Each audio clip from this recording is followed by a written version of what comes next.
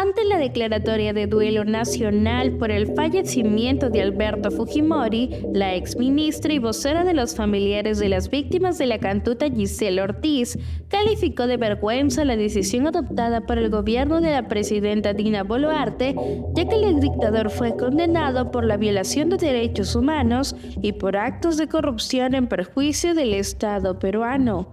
Cabe resaltar que Alberto Fujimori fue sentenciado por 7 casos, de los cuales 3 estuvieron relacionados con corrupción y por los que se le impuso una reparación civil de 27 millones de soles por el allanamiento irregular a la vivienda de Vladimiro Montesinos, la compra irregular de cable canal y el pago de la CTS a su ex asesor por 7 millones. Dicho monto ha ido aumentando sus intereses y hoy suman 57 millones de soles. Cabe resaltar que el gobierno de Dina Boluarte declaró duelo nacional los días 12, 13 y 14 de septiembre tras el fallecimiento de Alberto Fujimori. El luto busca conmemorar al exdictador condenado por delitos de lesa humanidad.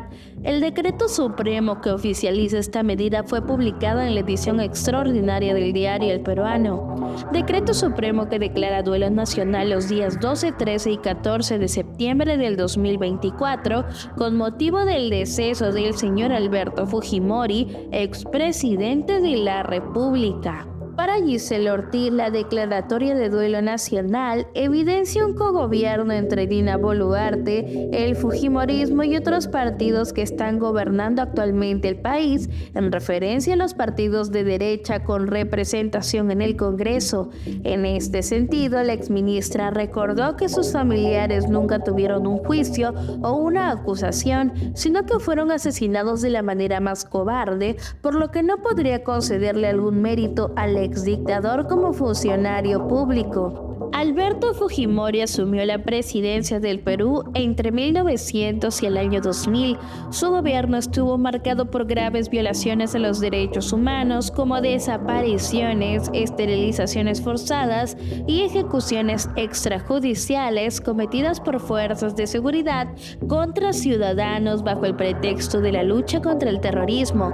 En este contexto, las familias afectadas se pronunciaron sobre el fallecimiento de Alberto Fujimori, quien llegó al poder en medio de un contexto de inestabilidad económica y violencia interna. Se ha ido sin pagar sus culpas, declaró Norma Méndez a La República. Ella es madre de la periodista Melissa Alfaro, asesinada por el Grupo Colina en 1991.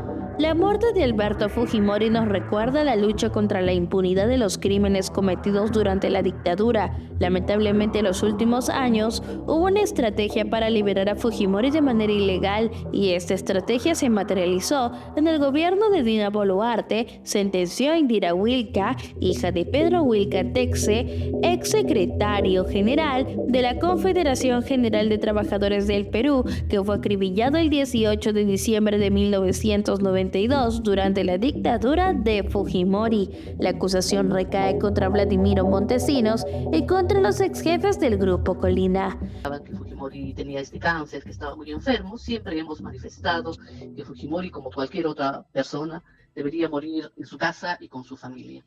Tener la oportunidad de despedirse, una oportunidad que no tuvimos nosotros, y que pudieran de alguna manera hermanarse en el dolor para despedirlo. Sin embargo, en el caso de Fujimori, lamentablemente en los últimos meses, nuevamente se le dio un indulto que no le correspondía en base a mentiras, en base a argumentos médicos inexistentes en la época.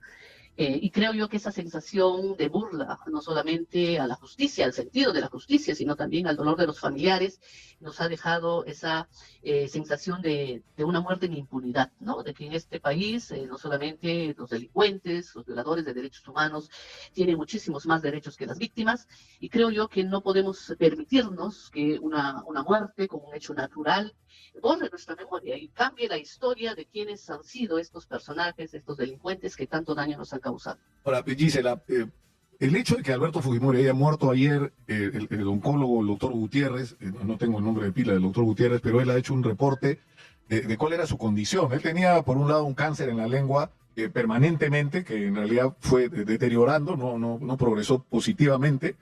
tenía una condición cardíaca, tenía creo un marcapaso, no sé, un tema con el corazón, pero adicionalmente el doctor Gutiérrez informó que el cáncer de la lengua le había saltado a los pulmones y que el pronóstico era, digamos, no era el mejor.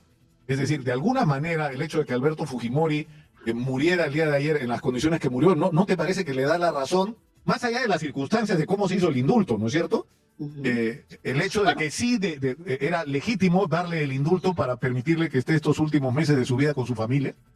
Sí, puede ser legítimo. Lo que yo no puedo justificar es las maneras, la forma como se hizo desde el inicio. Ninguna de estas razones médicas han sido parte del expediente del indulto.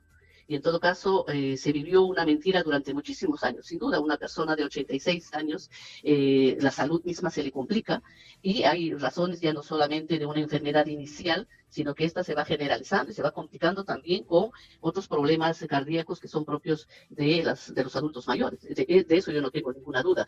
Pero lo que estamos aquí cuestionando es la forma indebida. Primero, cómo se negoció el indulto con Pedro Pablo Kuczynski y luego cómo este Tribunal Constitucional, elegido por el fujimorismo mayoritariamente, le otorgó por razones indebidas. Aquí no se trata de que si es Alberto Fujimori o Juan Pérez. Aquí de lo que se trata es de que somos un país que mínimamente tiene que respetar las reglas, las normas, las leyes que están establecidas para garantizar el derecho de todos y todas.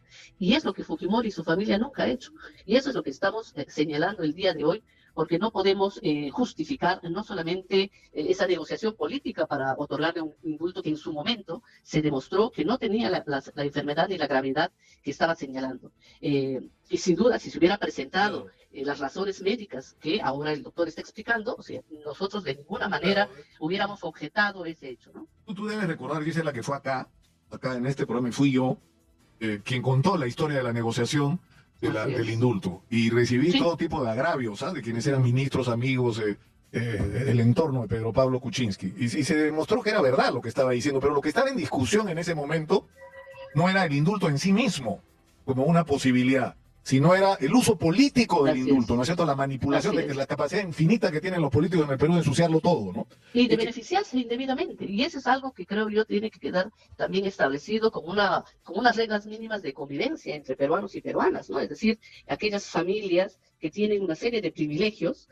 que no tenemos todos los demás peruanos. Entonces, eso es lo que estamos señalando. Pero yo decía, y si me permite, yo decía en ese momento lo siguiente, es decir, lo que tenía que ocurrir era una junta médica independiente, dada la controversia del caso, con participación de algún médico o médicos puestos por los familiares de las víctimas e incluso de la Corte Interamericana de Derechos Humanos, porque esto ya había ido hasta esos niveles, ¿no es cierto? Y que en ese contexto, en base a un informe médico supervisado, se tomara la decisión. Y yo estoy seguro, sobre todo en la última etapa, que la conclusión iba a ser que sí merecía el indulto. Así es, exacto, coincido contigo. En ese momento, cuando se dio el indulto de Pedro Pablo Kuczynski, hubo una junta médica que presentó un informe ante la Corte Suprema, que fue la que decidió, por mandato de la Corte Interamericana, el dirimir este tema. Y ahí se demostró que no tenía la enfermedad, la gravedad que se señalaba. Luego... ¿Y tú qué opinas sobre Gisela Ortiz, vocera de víctimas de la Cantuta, la cual calificó de vergüenza el duelo nacional por Alberto Fujimori?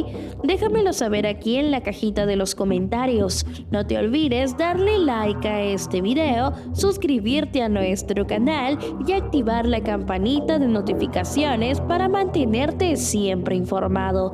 Nos vemos en el próximo video.